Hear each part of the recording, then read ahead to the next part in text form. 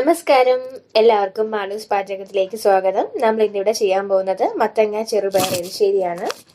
അതിനുവേണ്ടി 1/4 കപ്പ് അളവിൽ മത്തങ്ങ എടുത്തിട്ടുണ്ട്. ഒരു ഏത്തയ്ക്ക തൊലി കളഞ്ഞ് ചെറുതായി അരിഞ്ഞെടുത്തത്, 1/2 കപ്പ് ചെറുപയർ. ഇത് അരമണിക്കൂർ നേരം ചൂടുവെള്ളത്തിലിട്ട് കുതിർത്തെടുത്തതാണ്. ഞാനൊരു കുക്കർ എടുത്തിട്ടുണ്ട്. അതിലേക്ക് ചെറുപയർ, മത്തങ്ങ, ഏത്തയ്ക്ക, 1/4 ടീസ്പൂൺ മഞ്ഞൾപ്പൊടി, ആവശ്യത്തിന് ഉപ്പ്, ആവശ്യത്തിന് വെള്ളം എല്ലാം കൂടെ മിക്സ് ചെയ്ത് കുക്കർ അടച്ച് മീഡിയം തീയിൽ 4 വിസിൽ വരെ വേവിച്ചെടുക്കണം. ഇതിലേക്കുള്ള അരപ്പ് റെഡിയാക്കാൻ വേണ്ടിയിട്ട് മിക്സിയുടെ ചെറിയ ജാറിലേക്ക് 1 കപ്പ് തേങ്ങ, 1/4 ടീസ്പൂൺ ജീരകം, 1/4 ടീസ്പൂൺ കുരുമുളക്, 1/4 ടീസ്പൂൺ മുളക് പൊടി, മഞ്ഞൾപ്പൊടി, 5 അല്ലി വെളുത്തുള്ളി, ആവശ്യത്തിന് ഉപ്പ്, അരയ്ക്കാൻ ആവശ്യമായിട്ടുള്ള വെള്ളം എല്ലാം കൂടെ ചേർത്ത് അരച്ചെടുക്കുക. നല്ല ഫൈനായിട്ട് അരയണ്ട, തോരനൊക്കെ അരയ്ക്കുന്ന ആ ഒരു പരുവത്തിൽ അരച്ചെടുത്താൽ മതി.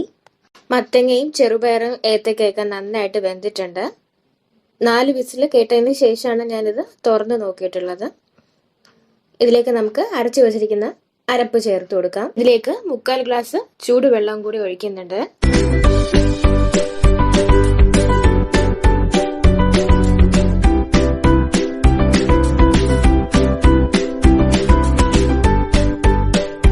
എരിശ്ശേരി തിളച്ച് ചെറുതായിട്ടൊന്ന് കട്ടിയായിട്ടുണ്ട്.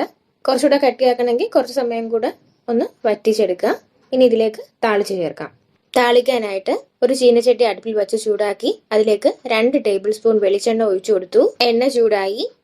അതിലേക്ക് 1/4 ടീസ്പൂൺ കടുക്, കറിവേപ്പില, 4 വറ്റൽമുളക്,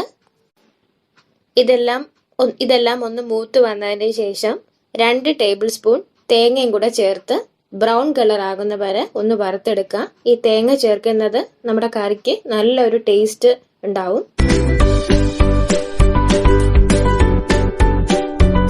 തേങ്ങയൊക്കെ മൂത്തു നല്ല ബ്രൗൺ കളറായി. തീ ഓഫ് ചെയ്തതിനു ശേഷം 1/4 ടീസ്പൂൺ മുളക് പൊടിയും കൂടെ ചേർത്ത് നമുക്ക് എടുക്കാം. നമ്മുടെ മത്തങ്ങ ചെറുപയർ എരിശ്ശേരി ഇവിടെ റെഡി ആയിട്ടുണ്ട്. ഇതെല്ലാവരും ഒന്ന് ട്രൈ ചെയ്ത് നോക്കാം. വീഡിയോ ഇഷ്ടപ്പെട്ടാൽ മാളൂസ് പാചകം ഒന്ന് സബ്സ്ക്രൈബ് ചെയ്യാം. സബ്സ്ക്രൈബ് ചെയ്യുമ്പോൾ തൊട്ടടുത്തുള്ള ബെല്ലൈക്കൺ കൂടെ ഒന്ന് ക്ലിക്ക് ചെയ്യാൻ മറക്കരുത്. പുതിയൊരു റെസിപ്പിയായി വീണ്ടും കാണാം. Thank you.